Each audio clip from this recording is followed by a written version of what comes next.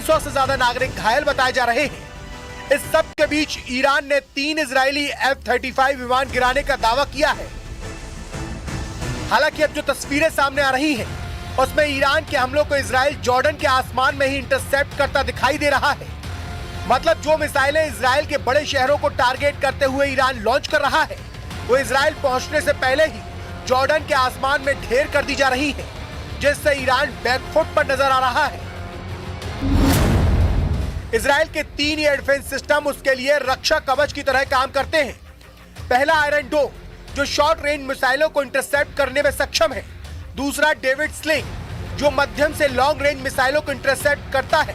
और तीसरा एरो 3, जो लॉन्ग रेंज और बैलिस्टिक मिसाइलों को आसमान में ही इंटरसेप्ट कर देता है। आयरन डोम डिफेंस सिस्टम 70 किलोमीटर दूरी और 10 किलोमीटर ऊंचाई तक हमले को रोकने में सक्षम है।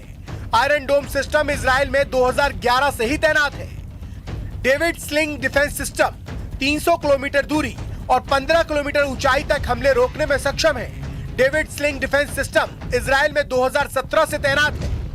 एरो 3 डिफेंस सिस्टम, ये डिफेंस सिस्टम 2400 किलोमीटर की दूरी और 100 किलोमीटर ऊंचाई तक हमले रोकने में सक्षम है। एरो 3 डिफेंस सिस्टम भी 2017 से ही इजराइल में तैनात है, जिसकी मदद से इजराइल ईरान के हमलों को नाकाम कर रहा है। और दूसरी तरफ इजराइल लगातार ईरान के बड़े शहरों में तबाही मचा रहा है, जिससे खामनेई की नींद उड़ चुकी है।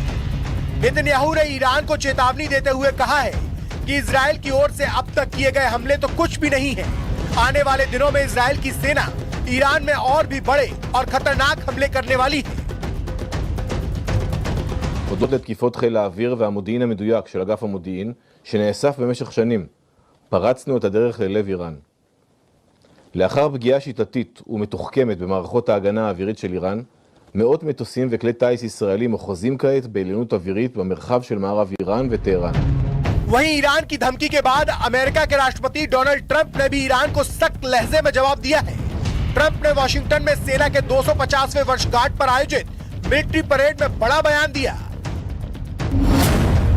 डोनाल्ड ट्रंप ने कहा कि अमेरिका को धमकाया तो नतीजे भुगतने होंगे। उन्होंने कहा कि अगर ईरान अमेरिका को चेतावनी देगा तो उसे हमारे जवानों का सामना करना पड़ेगा और उसकी हार तय है। इस बीच खबर यह भी है कि अमेरिका मिडिल ईस्ट में विध्वंसक युद्धपोत भेज रहा है, जिससे इस भीषण जंग में इजराइल का पलड़ा और भी ज्यादा मजबूत होता दिखाई दे रहा है।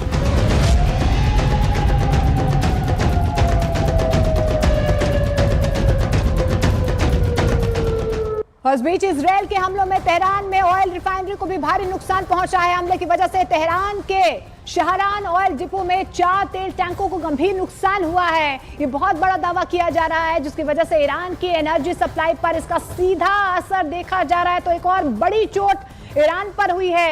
इजराइल के हमलों में तेहरान में ऑयल रिफाइनरी को नुकसान हुआ है, निशाना बनाया गया है। हमले की वजह से तेहरान के शहरान ऑयल डिपो में 4 तेल टैंकों को गंभीर नुकसान पहुंचा है, जिसकी वजह से ईरान की एनर्जी सप्लाई पर इसका सीधा असर पड़ता हुआ नजर आ रहा है।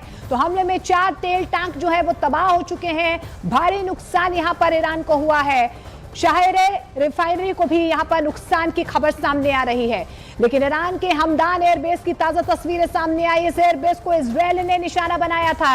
दावा यह किया जा रहा है कि इजराइल के एयर स्ट्राइक में एयरबेस के कई एयरक्राफ्ट शेल्टर बुरी तरह से ध्वस्त हो गए हैं, तबाह हो गए हैं। इसके अलावा रनवे और टैक्सी वे पर बड़े बड़े गड्ढे नजर आ रहे हैं। जो टैक्सी वे है वहां पर बड़े बड़े गड्ढे नजर आ रहे हैं। तस्वीरें आपके सामने हैं। इजरायली हमले के बाद ये अब तक का सबसे बड़ा नुकसान यहां पर माना जा रहा है। तो देखिए हमदान एयरबेस पर किस तरीके से इजरायल की तरफ से ताबड़तोड़ अटैक किए गए। और रनवे की आप तस्वीरें देख पा रहे हैं। रनवे पर यहाँ पर गड्ढे होते हुए नजर आ रहे हैं। जानकारी ये भी मिल पा रही है कि एयरबेस को जिस तरीके से इजरायल ने निशाना बनाया था, दावा यह किया जा रहा है कि इजरायल के एयर स्ट्राइक में एयरबेस के कई एयरक्राफ्ट तबाह हो चुके हैं। लेकिन जंग के बीच इजरायल में रहने वाले भारतीयों के लिए भारतीय दूतावास ने एडवाइजरी भी जारी की है। इस एडवाइजरी में इजरायल में मौजूद भारतीयों को दूतावास के संपर्क में रहने की सलाह दी गई है। दूतावास का यह भी कहना है कि इजरायल की हर स्थिति पर उनकी नजर बनी हुई है। तो देखिए जंग के हालात जो है वो और ज्यादा भयंकर होते हुए नजर आ रहे हैं। संघर्ष और ज्यादा यहाँ पर विध्वंसक होता नजर आ रहा है। इस बीच इजरायल में रहने वाले भारतीयों के लिए भारतीय दूतावास ने एडवाइजरी जारी की है। वहीं बड़ी खबर आपको बता दें, ईरान में फंसे भारतीय मेडिकल स्टूडेंट्स ने भारत सरकार से गुहार लगाई है। छात्रों की मांग यह है कि उन्हें जल्द से जल्द वहां से बाहर निकाला जाए। इजरायल के हमलों की वजह से ईरान में हालात बेकाबू होते हुए नजर आ रहे हैं, जिसकी वजह से वहां पर रहने वाले भारतीय छात्र दहशत में है, खौफ में है। भारत सरकार से छात्रों ने मदद की गुहार लगाई है। ईरान से तुरंत निकासी की मांग जो है भारतीय छात्रों की तरफ से की जा रही है। भारतीय छात्रों की तरफ से यह मांग की जा रही है कि क्योंकि जिस तरीके से इजरायल की तरफ से ताबड़तोड़ हमले ईरान पर किए जा रहे हैं, उन्हें जल्द वहां से बाहर निकाला जाए।